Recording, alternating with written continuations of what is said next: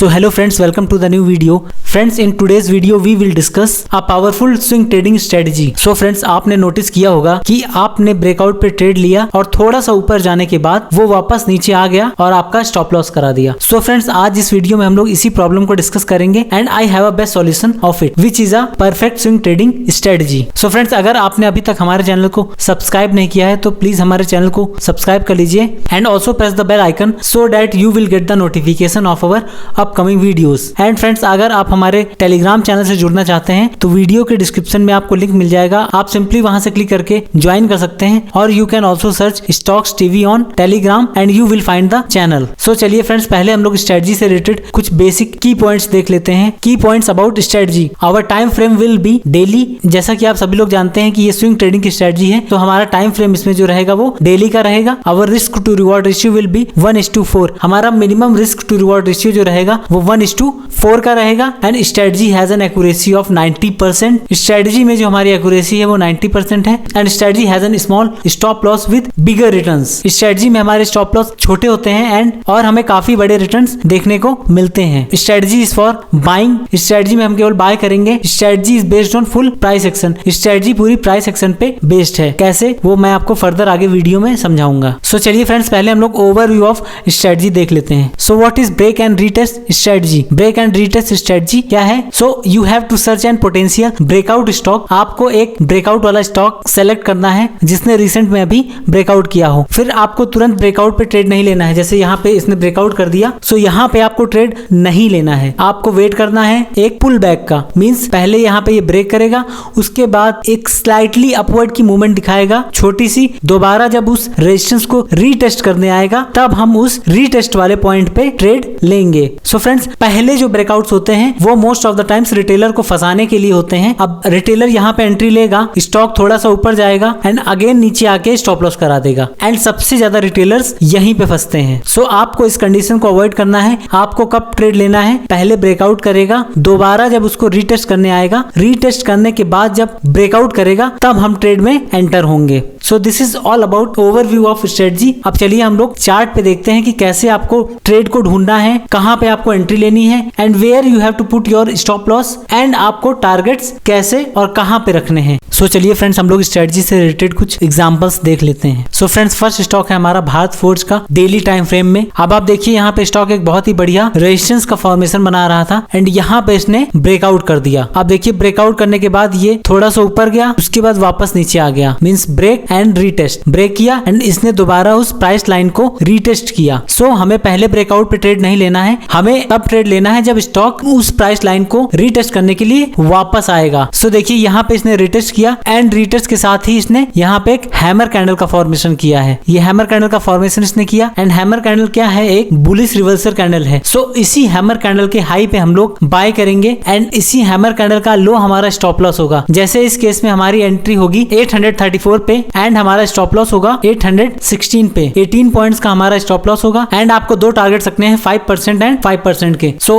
First target हमारा यहाँ पे हो जाएगा 870 का. अगर हम 834 का 5% कैलकुलेट करें तो ऑलमोस्ट 40 रुपए के आसपास आएगा. सो पहला टारगेट जो हो जाएगा हमारा वो हो जाएगा 870 का एंड सेकंड टारगेट लगभग आपको रखना है 3 to 4% का, जो कि इस केस में हमारा हो जाएगा 900 का. सो दोनों टारगेट्स आपके यहाँ पे बहुत ही आसानी से अचीव हो जाएंगे. जैसे 870 हमारा यहाँ पे अचीव हो गया इस वाली कैंडल पे एंड 900 वाला इस वाली कैंडल पे यहाँ पे अचीव हो जाएगा. सो हमारा स्टॉप लॉस होता है 18 पॉइंट्स का एंड स्टॉक ने ओवरऑल जो मूवमेंट दिखाई है वो 85 पॉइंट्स की दिखाई है. सो हमारा रिस्क टू रिवॉर्ड रेशियो भी यहाँ 1:4 से ज्यादा है. सो आप इसमें ट्रेड करके बहुत ही अच्छा पैसा बना सकते हैं. सो फ्रेंड्स, मैं दो ही स्ट्रेटजी को बहुत ही ज्यादा ट्रेड करता हूँ स्विंग ट्रेडिंग के लिए. एक जो पहले मैंने वीडियो अपलोड की थी रिवर्सल स्विंग ट्रेडिंग स्ट्रेटजी की and second one is this. And दोनों में हमारी एक्यूरेसी बहुत ही ज्यादा है. सो चलिए हम लोग नेक्स्ट स्टॉक देख लेते हैं. सो फ्रेंड्स, नेक्स्ट स्टॉक हमारा भारतीय एयरटेल का डेली टाइम फ्रेम में. यहाँ भी स्टॉक ने एक बहुत ही बढ़िया रेजिस्टेंस का फॉर्मेशन दिखाया एंड यहाँ पे इसने ब्रेकआउट दिया. अब आप देखिए यहाँ पे इसने ब्रेकआउट दिया, इसने एक अप ट्रेंड की मूवमेंट दिखाई और स्टॉक वापस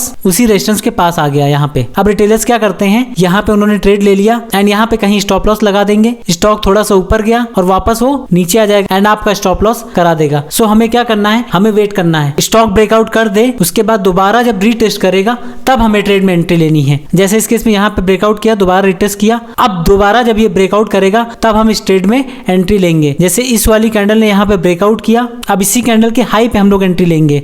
हमें रेजिस्टेंस के ब्रेकआउट पे ट्रेड नहीं लेना है। जब कोई बुलिश कैंडल बना दे उसके हाई पे हम ट्रेड लेंगे। इससे क्या होगा, हम ट्रेड में एक्यूरेट एंट्री लेंगे। अब इसके हाई पे आपको एंट्री लेनी है एंड इसी का लो हमारा स्टॉप लॉस हो जाएगा। जैसे इस केस में है 786 हमारा एंट्री पॉइंट हो जाएगा एंड स्टॉप लॉस जो होगा हमारा 762 का होगा, मींस 24 पॉइंट्स का हमारा स्टॉप लॉस होगा। एंड आपको अगेन टारगेट उसी तरीके से रखने हैं। पहला टारगेट 5% का एंड सेकंड टारगेट 3 to 4% का। सो पहला टारगेट आपका हो जाएगा 820 का, जो कि यहाँ पे अचीव हो गया एंड सेकंड टारगेट है आपका 845 का, जो कि यहाँ पे कहीं आपका अचीव हो जाएगा। स्टॉक ने टोटल मूवमेंट दिखाई है 74 पॉइंट्स की। सो यहाँ भी जो हमारा रिस्क टू रिवॉर्ड रेशियो बन रहा था वो मोर देन 1:4 का था। सो चलिए हम लोग नेक्स्ट स्टॉक देख लेते हैं। सो फ्रेंड्स, ये HDFC का डेली टाइम फ्रेम का चार्ट है। यहाँ भी स्टॉक ने एक बहुत ही बढ़िया रेजिस्टेंस का फॉर्मेशन किया एंड यहाँ पे इसने ब्रेकआउट किया। अब हमें ब्रेकआउट करने के बाद क्या करना है, अब हमें ब्रेकआउट करने के बाद वेट करना है कि ये दोबारा इस प्राइस लाइन को रीटेस्ट करे। सो यहाँ पे इसने इस प्राइस लाइन को रीटेस्ट किया। अब हम इसी कैंडल के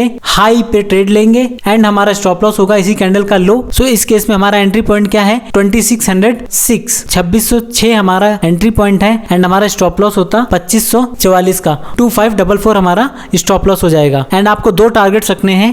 पहला टारगेट होगा 2692 का एंड सेकंड टारगेट जो होगा आपका वो 2765 का होगा। एंड स्टॉक ने टोटल मूवमेंट दिखाई है 174 पॉइंट्स की। सो जो भी दो टारगेट्स आप यहाँ पे रखते हैं वो बहुत ही आसानी से अचीव हो जाते। सो चलिए हम लोग नेक्स्ट स्टॉक देख लेते हैं। सो फ्रेंड्स, नेक्स्ट स्टॉक है हमारा महिंद्रा एंड महिंद्रा फाइनेंस का। यहाँ पे भी स्टॉक ने बहुत ही बढ़िया रेजिस्टेंस का फॉर्मेशन किया एंड रेजिस्टेंस के फॉर्मेशन के बाद इसने यहाँ पे ब्रेकआउट किया। अब हमें पहले ब्रेकआउट पे वेट करना है, फिर ब्रेकआउट करने के बाद जब दोबारा रीटेस्ट करेगा तब हम स्टॉक में एंटर होंगे। अब देखिए यहाँ पे इसने ब्रेकआउट किया एंड दोबारा इसने इस प्राइस लाइन को रीटेस्ट किया। सो हमारी एंट्री होगी इस वाले पॉइंट पे। अब यहाँ पे इसने एक बुलिश कैंडल के साथ एंड हाई वॉल्यूम के साथ, देखिए यहाँ पे वॉल्यूम भी ज्यादा है, एंट्री लेंगे। हमारा एंट्री पॉइंट होगा इसी कैंडल का हाई एंड हमारा स्टॉप लॉस होगा इस कैंडल का लो। अब जैसे आज ये कैंडल बन गई तो हम नेक्स्ट डे इस स्टॉक को बाय करेंगे स्विंग ट्रेडिंग के लिए। सो हमारा एंट्री पॉइंट हो जाएगा 196 का एंड हमारा स्टॉप लॉस जो होगा वो होगा 184 का, जो कि इस कैंडल का लो है। एंड टारगेट्स आपको अगेन पहला टारगेट 5% का रखना है एंड सेकंड टारगेट 3 to 4% का रखना है। सो पहला टारगेट होगा आपका 210 का, जो कि स्टॉक ने यहाँ पे अचीव करा दिया एंड सेकंड टारगेट होता आपका 225 के आसपास, जो कि स्टॉक ने यहाँ पे कहीं अचीव करा दिया। सो हमारा स्टॉप लॉस होता है यहाँ पे 12 पॉइंट्स का एंड स्टॉक ने ओवरऑल मूवमेंट दिखाई है 39 पॉइंट्स की। सो यहाँ पे भी जो हमारा